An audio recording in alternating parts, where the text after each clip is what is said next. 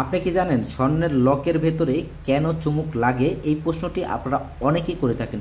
তবে যদি না জানেন আপনারা, আজকের ভিডিওটি আপনার জন্য।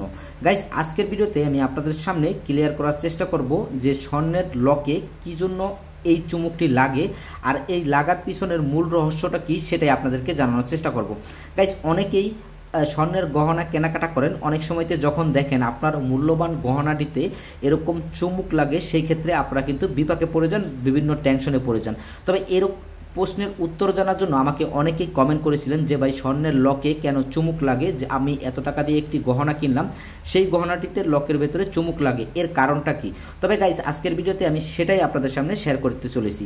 আপনারা যারা আসলে মূল্যবান এই গহনাটি কিনেন অনেক টাকা দিয়ে, যখন এই স্বর্ণের লকটির ভিতরে এরকম চুমুকটি লাগে, সেই গাইস আপনাদেরকে দেখাবো এই লকটি খুলে যে এই স্বর্ণের চেনের যে লকগুলো আছে সেই লকের ভিতরে আসলে কি থাকে আর কি থাকার কারণেই এই চুমুকগুলো স্বর্ণের লকের ভেতরে লাগে।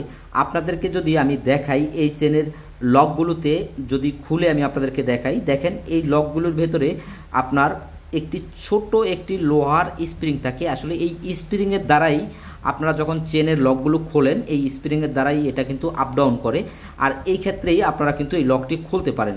গাইস, এতে আসলে ঘাবড়িয়ে যাওয়ার কিছুই নাই, কারণ প্রতিটি স্বর্ণের চেনের ভেতরেই এরকম একটি ছোট স্প্রিং থাকে, আর এই স্প্রিংয়ের দ্বারাতেই আপনারা কিন্তু আপনাদের এই মূল্যবান গহনার যে লকগুলো আছে সেগুলো খুলতে পারেন এবং কি লাগাতে পারেন। পাশাপাশি আপনাদেরকে আরেকটু ক্লিয়ার করব, যেহেতু আপনারা এখন জানেন যে এই লকের ভেতরে ছোট একটি স্প্রিং থাকে, সেটা হচ্ছে লোয়ার।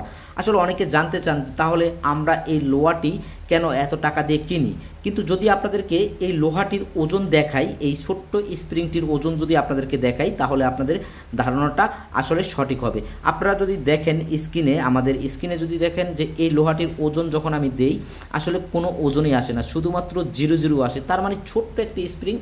তো এতে আপনাদের ঘাবড়িয়ে যাওয়ার কোনো কারণ নাই। আপনারা অনেকেই আমাদের কাছে জানতে চেয়েছিলেন যে আসলে এই লকের ভেতরে কেন স্প্রিং লাগে, সেটা আপনাদেরকে প্র্যাকটিক্যালি আজকে ক্লিয়ার করার চেষ্টা করলাম। গাইস, আমাদের ভিডিওটি যদি আপনাদের ভালো লেগে থাকে অবশ্যই শেয়ার করে অন্যকে দেখার সুযোগ করে দেবেন।